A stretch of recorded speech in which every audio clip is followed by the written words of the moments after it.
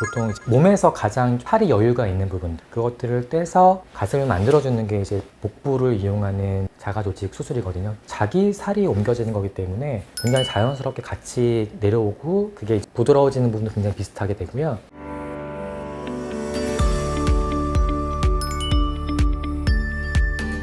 네, 안녕하세요. 저는 고대구로병원에서 유방재건과 미세재건을 중심으로 수술을 진행하고 있는 남궁식입니다.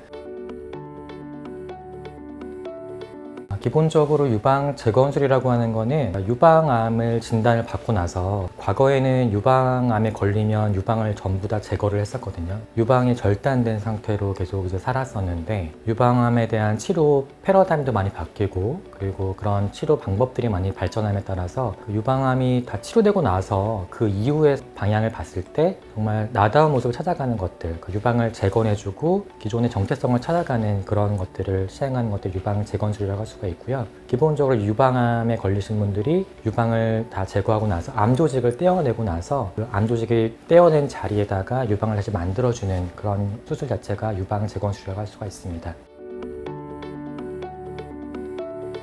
요즘은 사실은 이제 그렇게 동시에 재건하는 것들이 대다수예요. 과거에는 지연 재건이라고 해서 유방암 치료를 다 하고 나서 그 유방을 다 떼어내고 나서 한참 지난 다음에 항암 치료도 마치고 뭐 방사선 치료도 다 하고 나서 재건을 하는 경우가 많았었는데 요즘은 동시에 유방외과에서 암을 다 떼어내고 나서 그 자리에 저희가 들어가서 다시 새로운 살로 혹은 새로운 보형물로 그 유방을 만들어주는 것이 바로 유방 동시 재건술이고요. 그렇게 요즘 많이 시행하고 있습니다. 가장 크게 이제 구분을 하게 되면은 뇌살로 만드는 것들이 자가 조직 재건이라고 하는 그런 방법이고요. 그게 아니라 보형물, 실리콘 보형물을 사용하는 것들이 보형물을 이용한 재건 방식이라고 하거든요. 그래서 각각의 장단점이 굉장히 뚜렷합니다. 확장기라는 것이 뭐냐면은 즉시 재건은 유방암 수술을 하고 나서 유방암을 떼어낸 다음에 그 자리에다가 바로 동시에 그러니까 재건을 해주는 게 즉시 재건이고 지연 재건은 나중에 하는 건데 그 중간 과정에 바로 지연 즉시 재건이라는 게 있어요. 지연 즉시 재건이라는 거는 일단은 암을 떼어낸 데다가 확장기를 넣어주고 나오고요. 그 다음에 일정 몇 주라든지 몇 달이 지난 다음에 그 자리에서 확장기를 떼어내고 다시 보형물을 넣는다거나 아니면은 자가조직 이식을 그때 시행한다거나 하는 것들이 이제 지연 즉시 재건이거든요. 확장기는 그 약간의 중간에 그 다리 역할을 하는 그런 걸 생각하시면 되거든요. 확장기는 약간의 물풍선 같은 그런 걸 생각하시면 됩니다. 그래서 저희가 물풍선에다가 이렇게 물을 일단 채워 넣어가지고 약간 조직을 팽창시켜 주는 거거든요. 그래서 처음에 암을 떼어내고 나면은 피부만 약간 껍질처럼 이렇게 남게 되는데 그 자리를 그냥 비워놓지 않고 약간의 물풍선을 넣어주는 거예요. 그래서 넣어주게 되면은 일정 그 치료가 진행되는 과정에 따라서 물을 조금 불려준 다음에 그러니까 피부가 충분히 팽창할 수 있도록 공간을 만들어주고 약간 기다렸다가 최적의 타이밍에다가 재건 수술을 시행해주는 것들이 이제 확장기를 이용한 지연 즉시 재건이라고 할 수가 있습니다.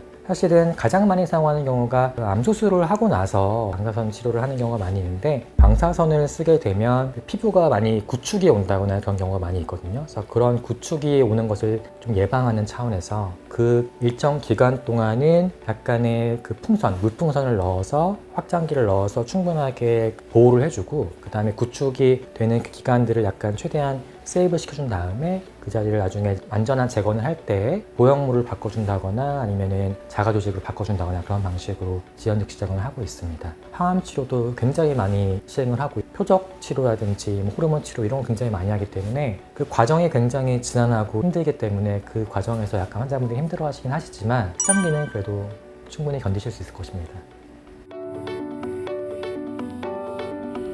가장 많이 하는 데가 보통 뱃살을 많이 떼요. 보통 몸에서 가장 좀 살이 여유가 있는 부분들, 그것들을 떼서 가슴을 만들어주는 게 이제 복부를 이용하는 자가조직 수술이거든요. 굉장히 모양도 비슷하고 4살이기 때문에 나이가 들에 따라서 자연적으로 누구나 얼굴이라든지 지방 같은 것들이 처질 수밖에 없잖아요. 그러니까 자연스럽게 나이가 드는 과정들인데 그게 이제 자가조직을 하게 되면은 자기 살이 옮겨지는 거기 때문에 굉장히 자연스럽게 같이 내려오고 그게 부드러워지는 부분도 굉장히 비슷하게 되고요. 또 수술이 다 끝나고 나서 또 완치가 된 다음에 생활하시는 과정에서도 많이 많이 드셔가지고 이제 체중이 좀 증가한다거나 그러면 같이 증가하고 약간 다이어트를 하면 같이 빠지고 정말 4살이 되는 거예요. 복부에서 이쪽을 관장하는 혈관들이 굉장히 튼튼하기 때문에 수술한 다음에 결과도 굉장히 좋고 안정적이기 때문에 많이 추천을 하고 많이 시행을 하고 있습니다. 환자분들 중에서 정말 특히나 우리나라 분들 같은 경우에는 뱃살이 정말 없는 분들이 계신데 나는 정말 근데 4살로 하고 싶다, 뭔가 보형물이라든지 내게 아닌 게 뭔가 싫다고 하시는 분들이 계시거든요. 근데 그런 분들을 위해서 저희가 최근에 이제 또 많이 수술 기법이 발달하면서 시작하는 것들이 허벅지 안쪽에 있는 허벅지 살을 사용을 해가지고 가슴을 만들어준다거나 아니면 여기 옆구리, 저희가 소위 말하는 이제 표준어는 아니겠지만 이제 뒷구리라고 하는 러브핸들 부분들이 있거든요. 굉장히 날씬하신 분들도 이쪽에는 살이 좀 여유가 있는 분들이 많이 있으세요. 그래서 그런 부분들에 있는 살들을 딱 보고 저희가 처음에 외래에서 오시면 일단은 이쪽부터 허벅지 밑에까지 혈관 CT를 찍어요. 혈관 찍으면 어느 쪽 혈관이 가장 튼튼한지를 알 수가 있습니다. 그래서 혈관이 얼마나 튼튼한지랑 어느 쪽이 가장 살이 여유가 있는지 다 체크를 하거든요. 비록 정말 날씬하셔가지고 뱃살이 없으시더라도 옆구리살이라든지 허벅지살을 이용해가지고 자가조직 제거를 할 수가 있습니다.